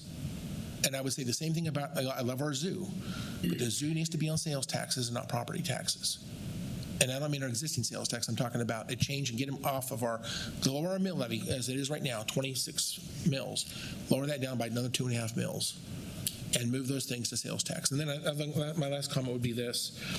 I really think we need to do whatever it takes legislatively or whatever to give us the permission to put a different line on the, I know we're going to, this authorization we're doing today is going to end up in the revenue neutral rate notification. What's not clear to the people when they get their tax bill or anything else they get from us is that WSU is 1.5 mills. The aging mill levy is 0.33 mills. And I'd love to be able to put on their culture and rec is simply not part of this budget, not part of our property tax budget at all. But right now it is. And so there's no knowledge. If these put a flyer in the mail with those notifications saying, here's what is in this number, it includes things like Sedgwick County Zoo, people need to know that. But secondly, I would love to see a separate line item for WSU and another one for the aging, because it makes that much better discussion if I don't have to sit there and say it's buried in the entire budget, and my opinion is because it's buried, there's no visibility. People don't know what's going on because the data is not presented to them in a way they can actually see it. So I want those lines to be separate on the tax bill, so that when they wonder why are we spending so much money on Sedgwick County, it might be, well, this is money for things that you actually voter approved, and they should be separate, in my opinion. So that's a lot. I know we're probably going to approve this as is. I don't have any reason to change it. I'll make one final, because I do want to stop talking here. This authorizes the maximum.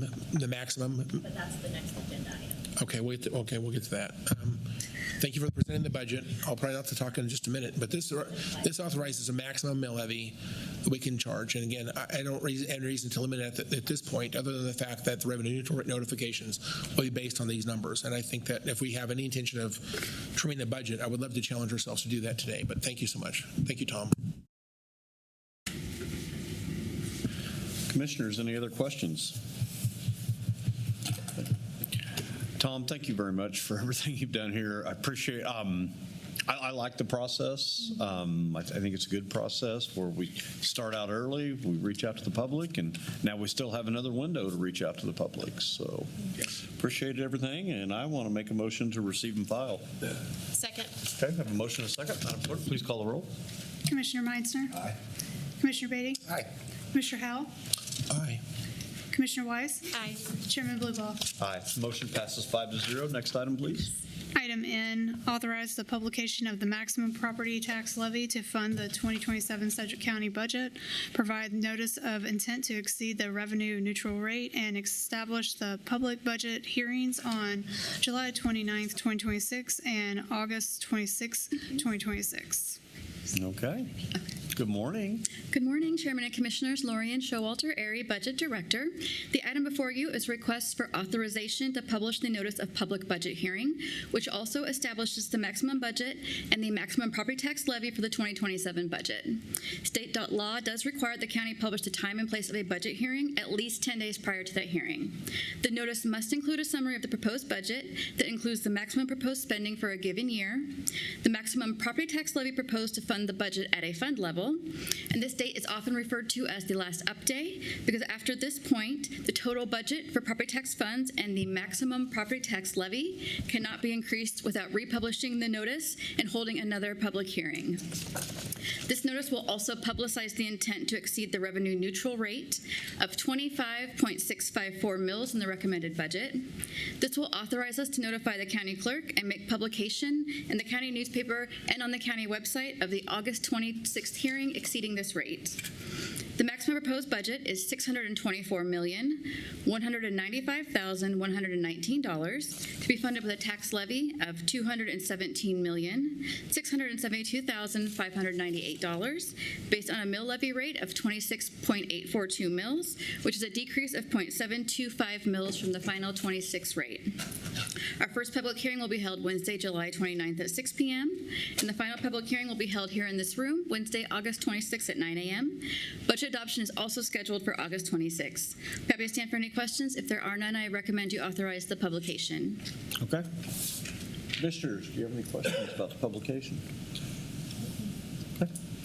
If not, I move the board authorizes the publication of a notice of Sedgwick County proposed intent to exceed the revenue neutral rate for its 2027 budget and to notify the county clerk of the same. The publication regarding notice of Sedgwick County's intent to exceed the revenue neutral rate for its 2027 budget shall include the revenue neutral rate of 25.654 mills, a total maximum budget of $624,195,119 and an ad valorem property tax levy of $217,672,598,000, which is approximately equivalent to 26.842 mills based on the estimated assessed valuation, which is subject to technical adjustments, and the date, time, and location of a public hearing regarding the revenue neutral rate, which is to be held on August 26, 2022, August 26, 2026 at 9 a.m. in Ruffin Auditorium, 100 North Broadway, Wichita, Kansas, 67202. That's my motion. Second. Okay, we have a motion and a second. Madam Clerk, please call the roll. Commissioner Meitzner. Aye. Commissioner Beatty. Aye. Commissioner Howell. Just a second. Sorry.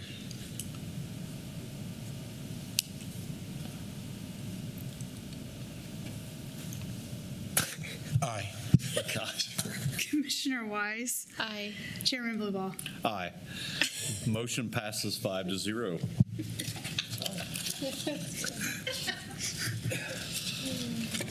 At this time, I would like to recess the Sedgwick County Commission meeting and go into the governing body of Fire District Number 1. Madam Clerk, could you please call the attendance? Commissioner Meister. Present. Commissioner Beatty. Present. Commissioner Howell. Present. Commissioner Wise. Present. Chairman Blueball. Present. Next item, please. Consideration of minutes. Item A, fire meeting minutes of June 17th, 2026. Does anyone have any questions about the fire meeting minutes of June 17th, 2026? If not, I'd like to make a motion to approve those minutes. Second. We have a motion and a second. Madam Clerk, please call the roll. Commissioner Meitzner. Aye. Commissioner Beatty. Aye. Commissioner Howell. Aye. Commissioner Wise. Aye. Chairman Blueball. Aye. Motion passes 5-0. Next item, please. Public agenda. We do not have anyone signed up on the public agenda for fire. Next item, please. New business. Item B, report of the Boards of Bid and Contracts, regular meeting on July 9th, 2026. For the record, Joe Thomas, Purchasing Director. Good to see you again. The Board of Bids and Contracts sitting for Fire District Number 1 has one item that we are seeking your approval, and that's thermal imaging cameras for Fire District 1. And this recommendation is to accept the quote from Weiss Fire and Safety Equipment in the amount of $98,405. This item will be contingent on your approval of the next item, item C, establishing budget authority. And I'd be happy to answer any questions and recommend approval. Okay.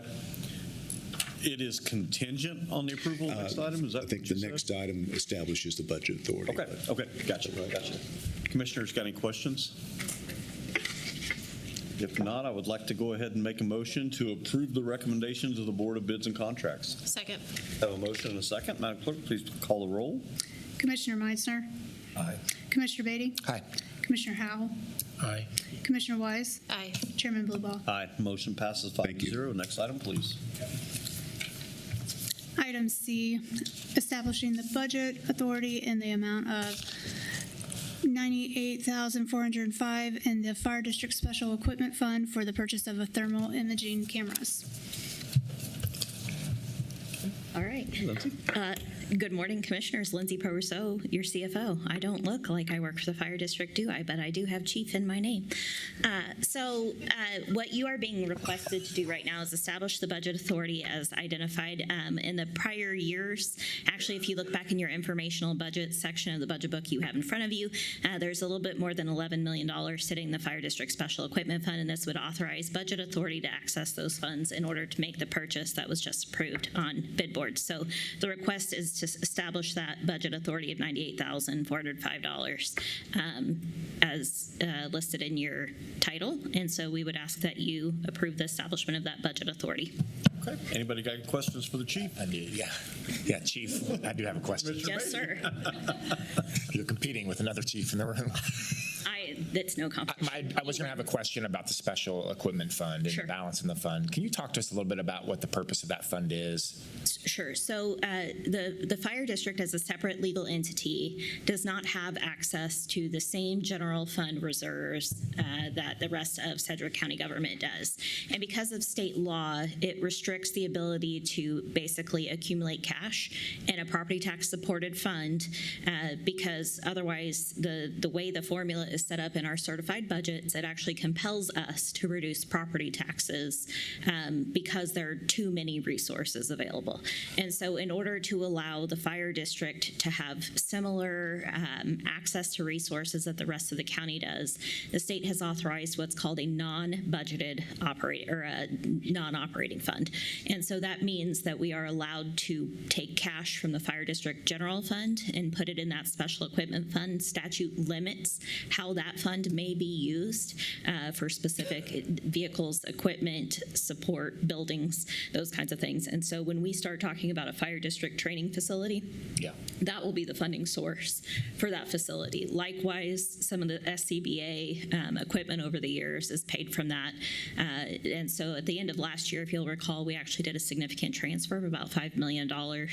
And so that has set that fund up for some long-term planning and success as you all consider changing fire stations. I know the one in Bel Air is on a watch list. And again, any conversations you have about the fire district long-term and how that grows, that will be a part of the conversation as well. Well, you hit the second question will this be a source and a fund that will be used to help us with the new training center and the new training grounds? Is the source of it. I'm also going to take the liberty to talk a little bit about these conversations we've been having. One of the big focuses we have in our fire district, separate taxing jurisdiction, geographical boundary that's separate and distinct, is how do we consolidate our fire district and how do we have conversations with some of our partner cities and non-partner cities, some of them operating volunteer departments or part-time departments and others. As a community update, these conversations are ongoing. I think some of these conversations are going very well, and others we're looking at how we change some of these aid agreements. I think in the end, what comes of this process is going to be a better agreement for firefighters, for the fire district, and for citizens. Better safety for all of those individuals that are impacted. So I'm actually really encouraged by some of the progress, some of the conversation. This was a necessary thing that we needed to do. It stemmed from a fire resolution from the steering council, providing us, the fire board, a resolution. This was outdated. This was a necessary conversation. So I've really enjoyed the process. I want to publicly thank Chief Williams for his engagement, Rusty Leeds, Tom, legal. This has been a really ongoing effort that has been really, really important. There's a second conversation too that'll be ongoing is what does the fire district look like in the future? And what does it look like to have a fire district and a fire board? I've engaged Senate Majority Leader Chase Blasey on some of these conversations, some of the legislative discussions that we'll be having that will be necessary to give us some flexibility in the fire district. And from the fire board, I'm really thrilled about where we're going. There was a conversation 4 or 5 years ago that the fire district might be a house of cards. It's not a house of cards. The fastest growth happening in Sedgwick County and in the state of Kansas is happening in our fire district with cities like Park City and Mays and Goddard and Bel Air and Hayesville. This is a thriving fire district, and so I'm grateful for that. I'm grateful for our partner cities. I'm grateful for Sedgwick County Fire Department.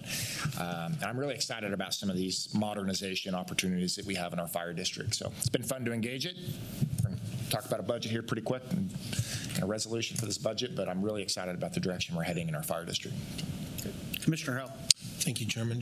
I know we already passed the bid board item, and that's fine. If we have to go back and do a motion to reconsider, I could do that. I'm still looking at the paperwork here, and a couple of questions here. There's 9 of one kind, 2 of another, and 1 of another. And there's a question down below. It talks about why are the 3 different kinds. And it talks about we're going to trade in some information. We're going to trade in some stuff, but it seems like we're going to end up with the same system at the end of the day. I still don't understand why are there 9? Why is there 9, 2, and 1, and then there's a number, and then there's a 12. I'm just trying to understand why those quantities. Go ahead.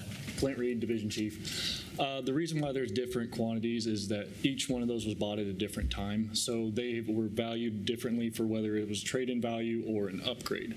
So that's what gets us a price reduction from the actual full cost of what they are. That's why they're delineated differently. So are they going to all be the same when we're all done? Yes, they will all be the QXT Pros.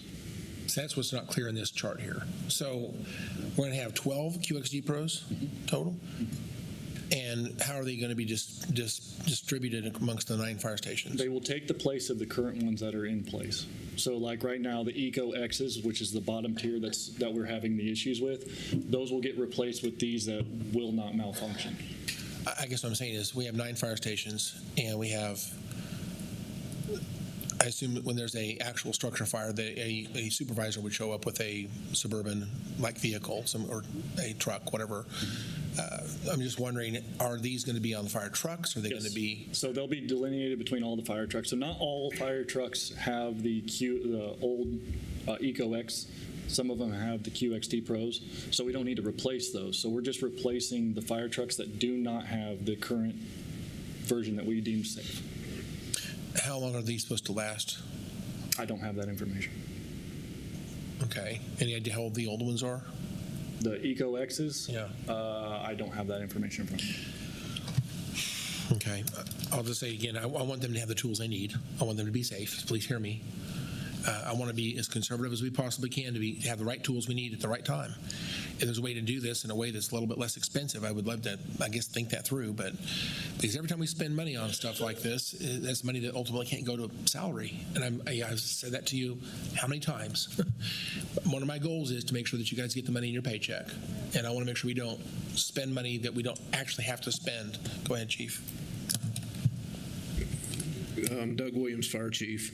Commissioner, I agree with you totally. The Eco X were a low-end camera when we bought them. They were low-end, and they were just pretty much a failure. And so right now we're replacing them because generally they were not very effective, and we found out through training and through a Mayday event that these were not very valuable.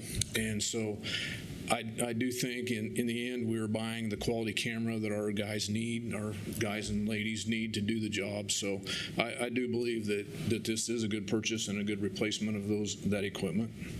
And we need 12. Yes. Okay. All right. Thank you. Any other questions? If not, I would like to go ahead and make a motion to approve the establishment of a budget authority in the Fire District Special Equipment Fund in the amount of $98,405. Second. I have a motion and a second. Madam Clerk, please call the roll. Commissioner Meitzner. Commissioner Beatty. Aye. Commissioner Howell. Aye. Commissioner Wise. Aye. Chairman Blueball. Aye. Motion passes 5-0. Next item, please. Item D, authorize the publication of the maximum property tax levy to fund the 2027 Fire District 1 budget, provide the notice of intent to exceed the revenue neutral rate, and establish public budget hearings on July 29th and August 2026. Welcome back, Lori. Thank you. Good morning again, Commissioners. Lori Showalter, Area Budget Director. This item is identical in purpose to the item you just approved for Sedgwick County. The publication sets the maximum budget for the Fire District at $33,499,131, establishes a maximum property tax levy of $25,438,662 based on a mill levy rate of 16.754 mills, which is flat with the final 2026 rate. Like the county, this item will also publicize the intent to exceed the revenue neutral rate of 15.576 mills in the recommended budget. The first public hearing again will be held Wednesday, July 29th at 6 p.m., with the final public hearing held Wednesday, August 26th at 9 a.m. And again, budget adoption is also scheduled for August 26th. Happy to stand for any questions, but if there are none, I recommend you authorize the publication. Commissioners, do you have any questions? All right. If not, I would like to go ahead and make a motion that I move that the board authorizes the publication of a notice of Fire District 1's proposed intent to exceed the revenue neutral rate for its 2027 budget and to notify the county clerk of the same. The publication regarding the notice of Fire District 1's intent to exceed the revenue neutral rate for its 2027 budget shall include the revenue neutral rate of 15.576 mills, a total maximum budget of $33,499,131, and an ad valorem property tax levy of $25,438,662, which is approximately equivalent to 16.754 mills based on the estimated assessed valuation, which is subject to technical adjustments, and the date, time, and location of the public hearing regarding the revenue neutral rate, which is to be held on August 26, 2026 at 9 a.m. in Ruffin Auditorium, 100 North Broadway, Wichita, Kansas 67202. That's my motion. Second. I have a motion and a second. Madam Clerk, please call the roll. Commissioner Meiser. Aye. Commissioner Beatty? Aye. Commissioner Howell? Aye. Commissioner Wise? Aye. Chairman Blueball? Aye. Motion passes 5-0. Next item, please. Other? Do we have anything on other? All right. And we do not have an executive session. So we will adjourn the fire board meeting and come back to the Board of County Commission meeting.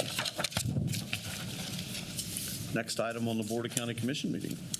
Other? Do we have anything on other for the Board of County Commission meeting? Okay. Next item. Executive session? And we do not have an executive session.